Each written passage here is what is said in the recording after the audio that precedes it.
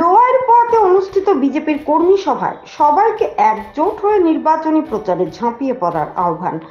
সমাগত 2024 লোকসভা নির্বাচনকে সামনে রেখে ইতিমধ্যে দেশ জুড়ে ব্যাপক প্রচার অভিযানে নেমে পড়েছে শাসক দল বিজেপি। এর থেকে পিছিয়ে নেই করিমগঞ্জ 7 নম্বর লোকসভা আসনও। এ মর্মে গত কয়েকদিন ধরে দলীয় কর্মীদের মনোবল চাঙ্গা করতে ঘন ঘন কর্মী সভার আয়োজন করছে গেরুয়া শিবির। এতে ব্যাপক সাড়া পরিলক্ষিত হচ্ছে। নির্বাচন আয়োগ কর্তৃক ইতিমধ্যে দেশ জুড়ে 7টি ধাপে আগামী 19 এপ্রিল থেকে 1 জুন পর্যন্ত ভোট গ্রহণের দিনক্ষণ ধার্য করে দিয়েছে। পরবর্তীতে ফলাফল ঘোষণা করা হবে 4 জুন তারিখে।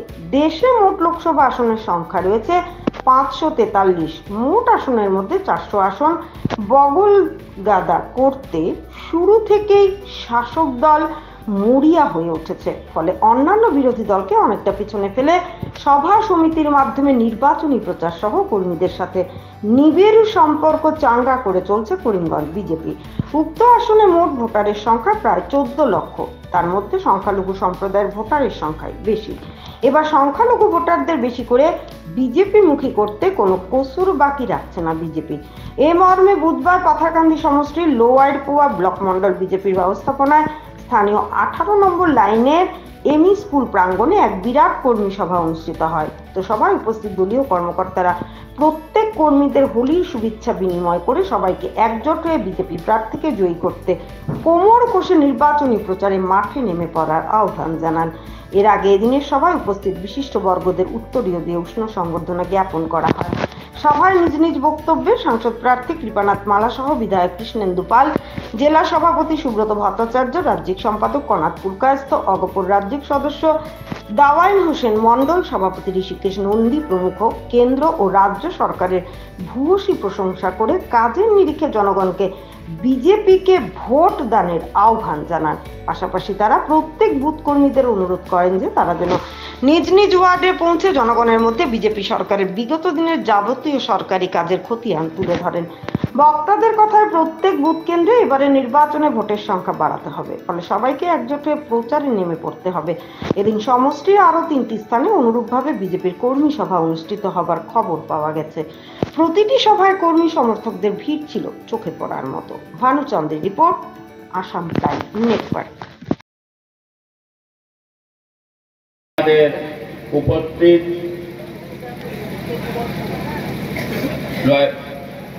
পাতারকান্দি লয়পা মন্ডলের প্রভারী অমৃত পাল মহাশয়, উপস্থিত এসটি কিষাণ মোর্চার সভাপতি অমিতাভ দে, উপস্থিত চা মোর্চার সভাপতি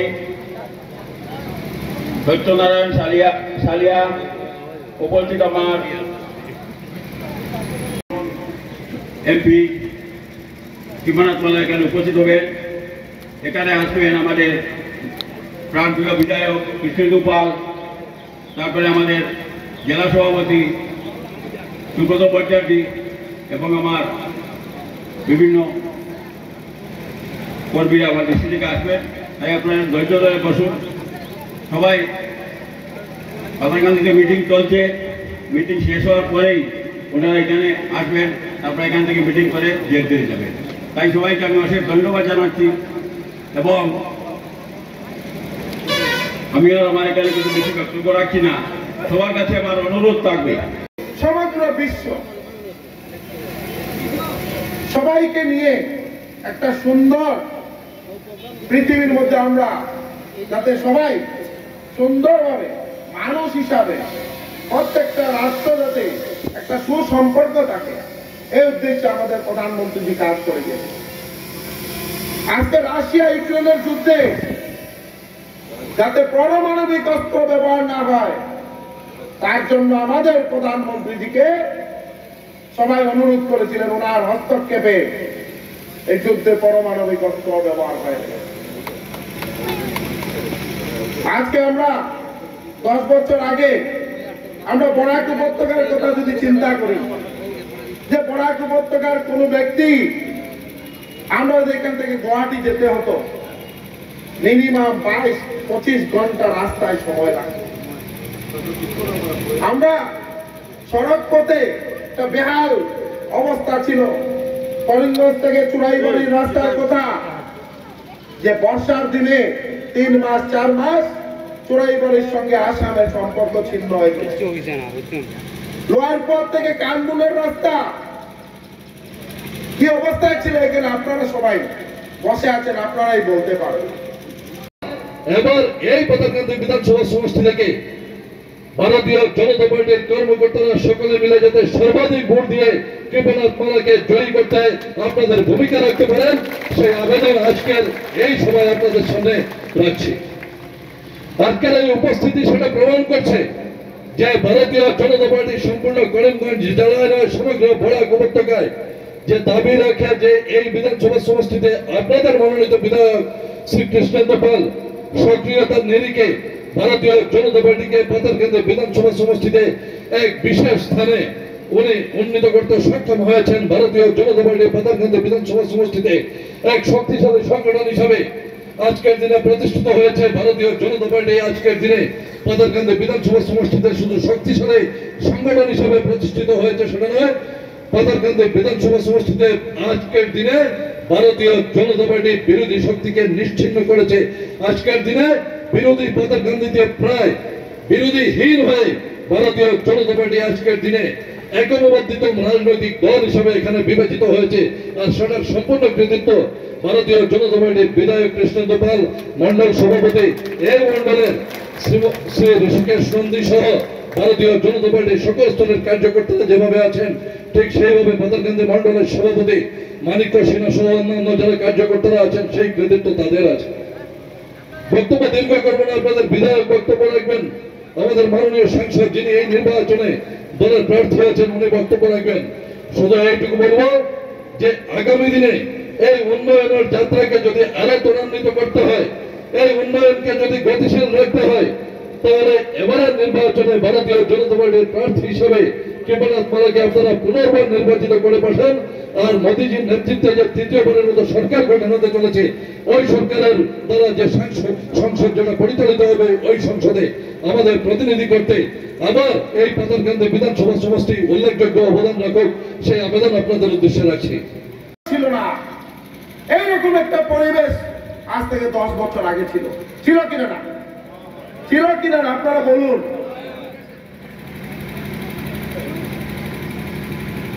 আজকে লোয়ারপথ থেকে কানমুন যেতে হলে 20 থেকে 22 মিনিট সময় লাগে। যেদিন থেকে পরিবর্তনের সরকার এসেছে, চোরাইবাড়ির রাস্তা ত্রিপুরার সঙ্গে আসামের আর সম্পর্ক ছিন্ন হয় নাই, ছিন্ন হয়েছে আর ছিন্ন হয় নাই। নতুন ন্যাশনাল হাইওয়ে NH 208A চানকিরা টু কুর্তি কাটালতলি আরেকটা ন্যাশনাল হাইওয়ে। পাতারকান্দির বাগানে প্রত্যেকটা বাগানের রাস্তা পাকা করার কাজ চলছে। এখন 80% অধিক রাস্তা পকীকরণ হয়ে গেছে। বাগান এলাকায় সবাইকে বিশুদ্ধ জল দেওয়ার জন্য জল জীবন মিশনের উদ্যোগে কাজ চলছে। আজকে বস্তি এলাকায় জল জীবন মিশনের মাধ্যমে সবার বাড়িতে বিশুদ্ধ পানীয় জলের যাতে পৌঁছায় তার কাজ। এই কর্মী সভায় উপস্থিত আছেন আপনাদের প্রিয় বিধায়ক, সব বলে গেছেন। শুধু আমি 2-4টা কথা বলবো, যেহেতু আপনারা কার্যকর্তা এখানে উপস্থিত আছেন এবং অনেক সময় থেকে এখানে উপস্থিত আছেন, গরম অনেক লাগছে, আপনাদের অসহ্য হয়ে গেছে। আমি দেখছি সবাই হাতে একটা কাগজ আছে, গরম খুব বেশি লাগছে। আমি বেশি সময় দেব না আপনাদেরকে। শুধু বলবো যে এবার প্রচার যেটা হবে আপনারা যেটা ঘরে ঘরে প্রচার করবেন। গতবার থেকে এবার একটু সুবিধা দিয়েছেন ডক্টর হিমন্ত বিশ্ব শর্মাজি। উনি আবার কয়দিন মধ্যে আপনারা পাবেন 5টা ফর্ম আসবে। ওই ফর্মটা আপনারা ঘরে ঘরে নিয়ে যাবেন, ওটা ফিল আপ করবেন। খুবই ইম্পর্টেন্ট এটা হচ্ছে যে অরুণোদয় এখনো কে কে পায়নি সেটা ফিল আপ করা।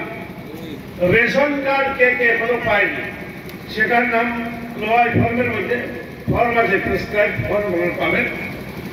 যারা কারা এখন পর্যন্ত ঘর পাননি সেটা এখানে নাম নথিভুক্ত করবেন, ফর্মে পাবেন। আপনাদের কিছু করে জাস্ট ফিল আপ করা, বাকি সব ফর্মে থাকবে। আপনাদের বুথে ওই বাজেটে আসামে কত টাকা দেওয়া হবে সেগুলো আমরা ওইখানে মধ্যে ঠিক করি। আসামে যত বেশি আসবে পয়সা তত বেশি আপনার পাতালকান্দিও পাবেন। আমাদের কাজটা হচ্ছে ইনডাইরেক্টলি, আমাদের পয়সা আছে আসাম গভর্নমেন্টের এখানে, এবং আসাম গভর্নমেন্ট এটা এলএসি ওয়াইজ ডিভাইড করেন। ওই যে পাতালকান্দিতে যেগুলো কাজ হয়েছে, আপনার যত ডেভেলপমেন্ট হয়েছে, জল জীবন মিশন থেকে আরম্ভ করে রাস্তাঘাট থেকে সব থ্রো আসাম গভর্নমেন্ট হয়েছে। এই রাস্তা ইনডিরেক্টলি হয়, ডাইরেক্টলি আমাদের খুব কম কাজ হয়।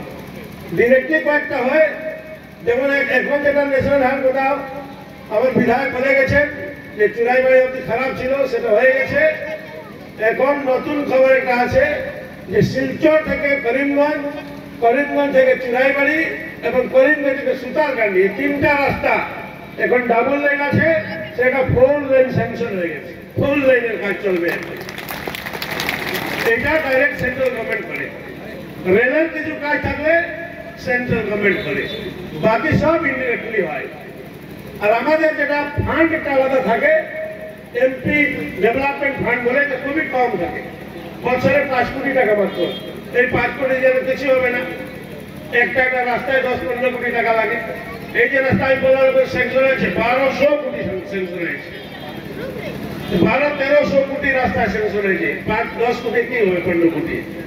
এবার আমার 3 বছরে আপনার ফান্ড ছিল মাত্র 15 কোটি। আমরা সবাই জানি যে এইবার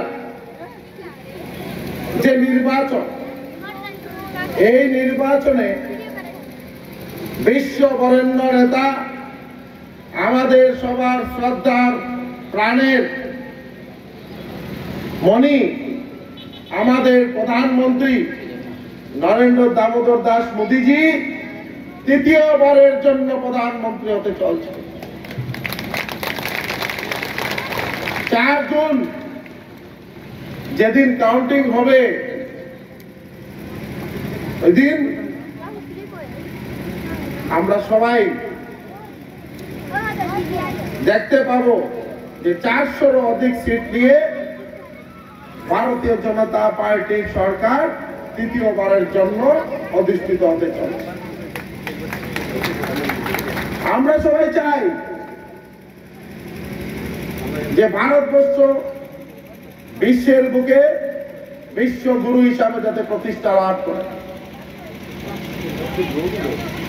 আমরা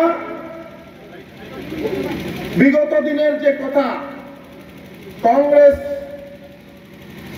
এই সরকারের যে অপশাসন, শোষণ, বঞ্চনা, এইসব কথা আমাদের মনের মধ্যে এখনো আছে।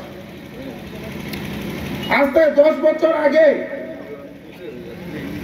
আমরা যদি চিন্তা করি যে ভারতবর্ষ আমরা কোন জায়গায় ছিলাম, আর এই 10 বছরে আমাদের প্রধানমন্ত্রীর হাত ধরে আজকে ভারতবর্ষ বিশ্বের 5ম বৃহত্তম অর্থনৈতিক ব্যবস্থার মধ্যে আমরা প্রতিষ্ঠিত হয়েছি। এবং বিশেষ করে আপনারা বুথে নিশ্চয়ই আপনারা জানেন, যারা পৃষ্ঠা প্রমুখ আছে আপনারা তো 100% জানেন যে আমার এই পৃষ্ঠার মধ্যে কারা কারা বিজেপিকে ভোট করে না। জেনারেলি আপনারা বিশেষ করে ওদেরকে ঘরে যাবেন এবং ওনারা ঘরে গিয়ে আপনারা বলবেন বিজেপিকে ভোট দেওয়ার জন্য, এবং ওই ফর্মটা ওনারা ফিল আপ করবেন। উনি যদিও ভারতীয় জনতা পার্টিতে নেই, এরপরে ওনারা ফিল আপ করবেন এবং বলবেন যে আপনি বিজেপিকে তো ভোট দেননি, কিন্তু আপনাকে আমরা সব কিছু দেব, এইবার আপনি বিজেপিকে ভোট দিন। আর আমরা গ্যারান্টি নিচ্ছি এই যেটা উনি পাননি, যেগুলো উনি পেয়েছেন, যেটা পাননি বলবেন যে এইটা আমরা গ্যারান্টি দিচ্ছি যে আপনি ভোট দেন এবং আপনার এই কাজটা আমরা করে নেব। যদি ভোট দেন তো করবো, যদি ভোট না দেন তাহলে গ্যারান্টি আমরা দিতে পারি না, কিন্তু ভোট দিলে গ্যারান্টি আছে 100%। বলে দেবেন গ্যারান্টিটার মধ্যে কোনো প্রবলেম নেই, এটা করতে পারবেন আপনারা, মুখ্যমন্ত্রী এটা করবেন। ওদিকে বিশেষ করে ওদেরকে আপনারা গিয়ে বলবেন যে আপনারা এই কয়টা জিনিস পেয়েছেন, বাকি কোনটা কোনটা পাননি সেটা আপনারা নোট করে নেবেন। নোটটা ফর্মে ফিল আপ করবেন এবং সঙ্গে বলবেন যে ভোট বুঝে আমরা আছি এবং বুঝে আমাদের কত ভোট আছে। আপনারা যদি ভোট দেন যে প্লাস হবে সেটাও আমরা কাউন্টিং করতে পারবো যে আমরা বিজেপির ভোট কত ছিল এবং আপনার দেওয়ায় কতটা বেড়েছে। নিশ্চয় চেষ্টা করবো বুথ সভাপতি আপনারা এটা ক্যালকুলেশন করতে পারবেন যে গতবার আমরা এমএলএ কত ভোট পেয়েছিলাম, আপনাদের কাছে লিস্ট আছে। এবার যদি ওই মানুষগুলো যদি ভোট দেয় তাহলে আপনারা বুঝতে পারবে তখন আসবে। বাগানকে বাঁচাতে হবে, চা বাগানে বাঁচলে বরাক উপত্যকা সুরক্ষিত থাকবে। আজকের দিনে চা বাগান এলাকায় সবার বাড়িতে ইলেকট্রিকের বাতি পৌঁছে গেছে। মডেল হাই স্কুল পাতারকান্দিতে 5টা মডেল হাই স্কুল চা বাগান এলাকায়, যাতে ওই চা বাগানের ছেলেমেয়েরা সুন্দর মতো পড়াশোনা করে ওইখান থেকে গিয়ে কেউ ডক্টর হতে পারে, কেউ ইঞ্জিনিয়ার হতে পারে, কেউ ভারতবর্ষকে নেতৃত্ব দিতে পারে। ওই ব্যবস্থায় আমাদের মুখ্যমন্ত্রী কাজ করে যাচ্ছে। আজকে মহিলা উদ্যমিতা প্রকল্প, যাতে আমাদের অনেক দিদিরা, মারা, বোনরা ওনারা সেলফ হেল্প গ্রুপের মাধ্যমে কাজ করেন। পয়সার অভাবে ওনাদের এই প্রতিভার বিকাশ হয় না। তার জন্য আমাদের মাননীয় মুখ্যমন্ত্রী লাখপতি দিদি একটা প্রকল্প হাতে নিয়েছেন। সবার অ্যাকাউন্টে টাকা আসবে। যে যে ব্যবস্থায় আপনারা কাজ করবেন, নিজেকে আত্মনির্ভর করার জন্য এই ব্যবস্থা আমাদের মুখ্যমন্ত্রী হাতে নিয়েছে। প্রত্যেক ক্ষেত্রে একটা উন্নয়নের বাতাবরণ সৃষ্টি হয়েছে। আজকে এই যে রাস্তা, এই রাস্তা সংস্কারের জন্য 9,17,00,000 টাকা স্যাংশন করেছে। তাই বন্ধুগণ, এখন কৃপানাথ মাল্লা ভাই বক্তব্য রাখবেন। আমি শুধু আপনাদের কাছে এই কথা বলতে চাই যে আমার বিশ্বাস আছে যে আপনারা যারা এখানে বসে আছেন, আপনারাই আমাকে দ্বিতীয়বারের জন্য বিধায়ক নির্বাচিত করে আমাকে দিশপুর পাঠিয়েছিলেন। আমরা পাতারকান্দির প্রত্যেকজন ভারতীয় জনতা পার্টির কার্যকর্তা, দেবতুল্য কার্যকর্তা, ওনাদেরকে আমি করজোড়ে আবার আপনাদের শ্রীচরণে প্রণাম নিবেদন করছি। আমার পূর্ণ বিশ্বাস আছে যে পাতারকান্দির কার্যকর্তারা এইবারের যে নির্বাচন, এইবারের নির্বাচনও বিপুল ভোট দিয়ে যে 6টা কনস্টিটিউয়েন্সি তার হাইয়েস্ট ভোট পাতারকান্দি থেকে যাবে, এই বিশ্বাস আমার।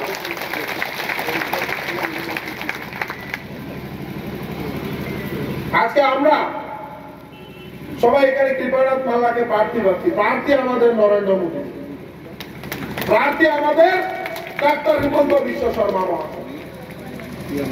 কি বললাম? প্রার্থীকে তাই আমরা আগামী যে 26 তারিখ এপ্রিলের এই নির্বাচনে আমরা সবাই কৃপানাথ মাল্লা হয়ে আমরা সবার ঘরে ঘরে যাব। আমরা তৈরি আছি কিনা না?